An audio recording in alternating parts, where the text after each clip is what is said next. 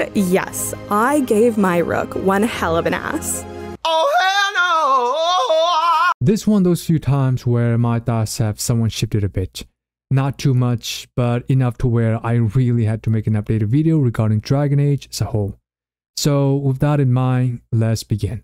With Dragon Age Veilguard right around the corner of October, a lot of reviews have come out from gameplay bridges, story elements to character creations. But Veilguard, since its first trailer, has had a lot of backlash and skepticism, especially in regards to where this series is headed towards. Though one thing to keep in mind, I think sort of consider, from the looks of it at least, especially from the perspective of someone who's only played the first game, is that Dragon Age does seem to subsequently depart from its original intrigue with every new sequel, especially Inquisition since the first game, at least in terms of art style and tone. So it isn't like, I don't think Veilguard is like suddenly changing the formula out of nowhere, but rather it's only following the trend of making each installment unique on its own. And just because something is different doesn't necessarily mean it's bad or worse than the original. I don't think it'd be wise to come to that kind of conclusion right off the bat, although it can certainly have an effect on what made something special to begin with. But with that aside, let's take a look at the updates on the game we've gotten so far, and I will chime my thought as well on some of the features and even controversy that have become prevalent with its character creation. To start off, I want to discuss the discourse around the combat system a bit. I realize it may not be fair to fully expect a game like Dragon Age to have combat mechanics to that of an action RPG, or games that strongly emphasize true actions. Though it can be ideal, don't get me wrong, it'd be the ultimate resolution, that'd be the goal, but realistically speaking, it's unlikely to happen considering Dragon Age is one of those series that focus a lot of its resources on story, the world building, and having a plethora of choices. So in that sense, while yes, the combat may not be as good, but if it's good enough, especially for a story-centered RPG, I'm more than willing to let it pass. If it's somewhat fun and fluid, then that's honestly what I expect from a series such as this. Only issue I may have is that you seem to be limited to only 3 active skills, and the rest are spread throughout your companions, which is another thing by the way. I'm actually of the opinion that I do not like companions or party systems in combat at all. I prefer to just control and play my character, and that will include having all the skills available to be from my character. This is where I love Origins for at least allowing you to either bring your companions or have them stay in the camp. I prefer the idea of being the jack of all trades in a single entity versus controlling 3-4 characters. I can also see the gameplay becoming repetitive if you only have like 3 active skills in Veilguard, so that was probably not the best route to go, I would say. Now as far as character creation goes, it seems to be pretty standard from what I've seen, but more expansive than the original, though I never had much of an issue with character creator in any game to the extent that it ruined my experience. However, with that being said, the inclusion of a top-down surgery scar is the one thing that has been causing a lot of ruckus among reactions of these recent news. In case you're wondering what a top-down surgery scar is, from what I look into, because I actually didn't know what it was either, is essentially a gender-based surgery that alters the appearance of either a man or a woman chest area to create a more masculine or feminine look, depending on what preferred gender is that they want to look like. It's a procedure for transgender people who want to change their appearance to match their gender identity. On one hand, you have people outraging over the inclusion of a top-down surgery scar, saying it is woke, DEI, or promoting LGBTQ. And what I gotta say is that people using terms like woke or DEI to describe this, let's be honest, they have no clue what they actually mean, nor do they care. Those words have been hijacked to the point that most can't even grasp what they were intended for originally. Unfortunately, these do get a lot of clicks and views, so it's not like it's gonna stop. My advice would be just to ignore them. But with that aside, my honest thought, and this is that there are 2 ways you can look at a character creation. And I think it's important to consider this when we're talking about a game like Dragon Age, assuming you want to maintain the integrity and realism of the first. Before that, let me get this argument of fiction isn't the real world out of the way, at least in the context of stories such as Dragon Age. Because honestly, it's getting out of hand.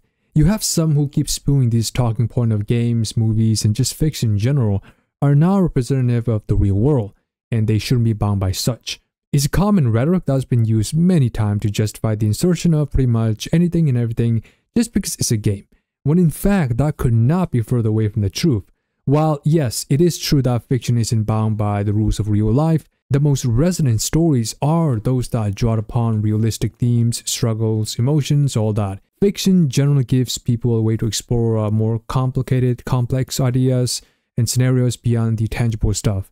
But the reason it hits so hard at times, keep in mind, is because it reflects the issues we're facing right now or we will face in the future.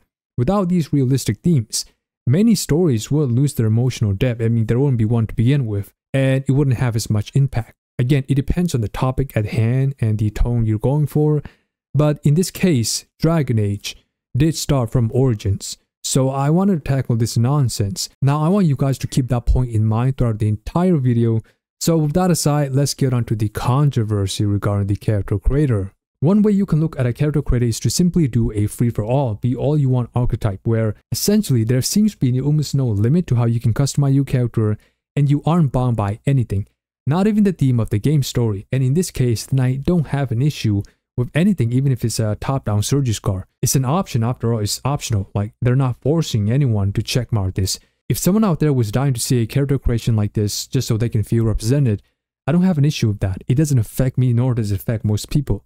Now, if you think transgenderism is a mental illness and they shouldn't be promoting this and all that, I can't, nor do I want to control how grown adults choose to represent themselves, especially in the goddamn game. So all of this is really a non-factor to me in this scenario. However, with that being said, this is one of those few rare instances where I can actually provide a good counterpoint to what I just said. Despite me not having an issue with an option like that in isolation, I can also understand the other side complaining how this may come off as an agenda-driven decision above all things, because while they do give you the choice of having a top-down surgery scar, they seem to oddly and heavily limit some of the sliders, especially the glutes, butt, and the chest side for female characters. So this argument of inclusivity, it kind of falls flat when you allow one side to have their cakes but not the other. And that's where I am. A top surgery scar or whatever in isolation, I have no issue with and I don't care. But I can also see why some might have a problem with that if the versatility of the character creator isn't consistent across all other options, like again the glutes and the chest for instance. Now that's the first way you can look at a character creator. The other is what Dragon Age Origins did. And that's the idea that you can customize your character just as long as it fits within the confinement of the world and theme the game is centered around. Let's be honest, do you honestly see a character with a purple hair wandering around in a setting like Origins? Probably not. Now this concept is based around what is natural, so you want to be asking the question of what are natural skins and hairs? What species can exist in this world? Symbolism, scars, sliders. A purple hair or a gender-based surgery scar would most likely not fit in a setting like Origins. This is to avoid breaking any kind of immersion and the game having a say over what kind of character can be transferred into its world rather than you having a free reign. Origin is no slouch, and it works the way it did because the story and visuals were articulately chosen to fit within its bleak setting. A game where a free-for-all type of character creator could work, even realistically speaking, would be a more modern, futuristic theme setting such as, let's say, Cyberpunk or perhaps GTA. Those games either take place within the past few decades of modern days or way into the future, and so it would make sense for you to have so much more variety of options without breaking immersion, since the world does tend to become more progressive over time. When it comes to everything else, whether it be the art style, animations, or the story, let's get them out of the way in this video altogether. Dragon Age Origins to me is a unique game from my experience due to a few reasons. One, obviously its art style and atmosphere were what set the story apart from what I previously experienced in other IPs. Despite being a fantasy, it captures a lot of the struggles of class inequality, war, and politics, as well as what people have to resort to even survive in poverty. Even playing the Circle of Magi story, which you would think it would be all about you learning magics, was actually more about learning how to control your own power, the oppression from the Templars, discovering your own identity, and living in the fears of others. Dragon Age got my attention in the first place because its uncensored, brute showcase of a bleak and a grim reality. Now, I do want to preface this aspect of the game by elaborating on what I mean by a grim reality. It isn't just the art style or the gore and all that blood that makes it so. But when it comes to the blood and carnage, that itself also doesn't necessarily make something realistic or grim, outside of just visual grotesque. A perfect example I can think of is probably Diablo. Now, I've only played Diablo Immortal on mobile a while back and even seeing some of the footages from the other Diablo games, but I haven't really dived that deep into the Diablo franchise outside of the mobile version. They all look pretty similar though in terms of tone, and Diablo Immortal at least has got a lot of visual gore and bloodshed on display, but it has about as much weight as watching an average zombie film. It doesn't really stick with me or make me ponder as much because Realism, it's more than just shredding apart a few limbs or a head. Most of the origin stories in the first Dragon Age game had a desolate display of life that made me only think about our world and history even more. A lot of that had to do with the writing of the characters, and when I say characters, I meant like every actor, from your character dialogues to every non-playable NPCs even. On top of that, the world building was top notch. Some say it's too edgy, but I don't get how you could say that when literally the entire premise of Origins was the impending doom of the world from the threat of darkspawns and demons. And yes, while that may sound cliche, and not the first time we've seen it, Origin was no slouch again in presenting it right in your face.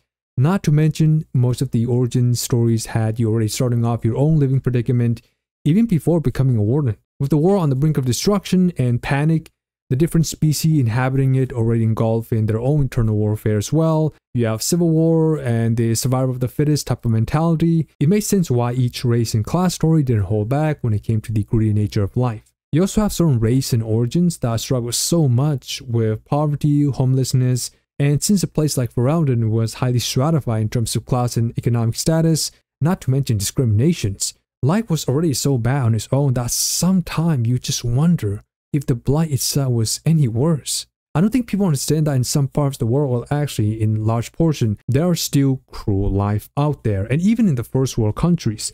The only difference is, it's painted under a clean coat of perceived civility and technology. But don't get me wrong, it wasn't just the art department. The amount of choices the game gave you really put the nail in the coffin when it came to bringing this world into fruition. But another point I wanted to make as to why Origins was unique was that it wasn't just due to its nature or merit, but because of the way I went about playing it. And that was that I played the game in its original form for about, I say, 25% of its length roughly before I ended up installing mods due to how unbearable, slow and clunky the gameplay mechanics were. And the reality is, regardless of how good the story may be, the gameplay mechanics triumph over any other single aspect of a game. In this sense, it's a game where my thoughts and ratings have somewhat changed a bit since I finished the game to now. I realized how easygoing I might have been considering I have a plethora of life-changing mods from faster combat to various convenient mods that made playing the entire game quite the experience. Since the mods took care of a lot of the outdated gameplay for me, I only had the story left to go through, and without a doubt that was the greatest strength for Origins. So I get how at that time I might have been like slightly influenced. Dragon Age Origins is by no means a perfect game.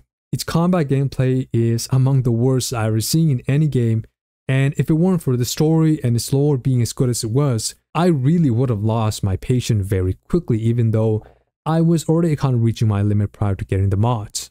I have almost no doubt in my mind that the following Dragon Age games up until Veilguard have far better and probably more fluid combat than Origins from what I've seen.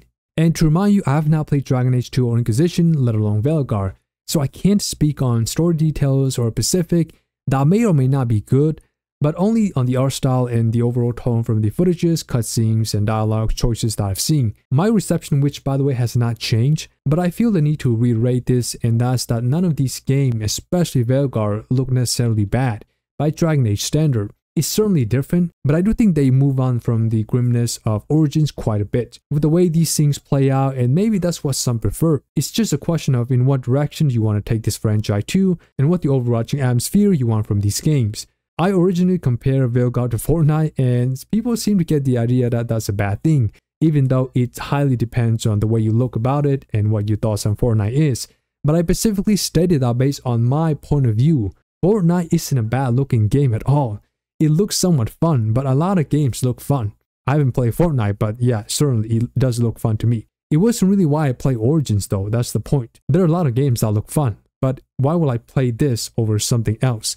It's a matter of whether these types of games are your cup of tea, or if you will prefer this over any other RPGs or even action RPGs. And personally for me, it's just not what I'm interested in at the moment, and that's okay with me. I'm sure there are plenty who are excited for the game, and good for them. I can't expect every game to fit my standard or reflect the original, so I'm honestly okay with them going a different direction if that's really the way they want to go about it. I also can't say I agree with this decision, but whether it succeed or fail will be up to people. On another note, I've been thinking for a while if I should give Dragon Age 2 a try just for the fun of it and to see where the series went after the original, but for now, honestly, I'll let that thought linger for a while because I haven't really been able to come to a decisive conclusion yet. But let me know what you think.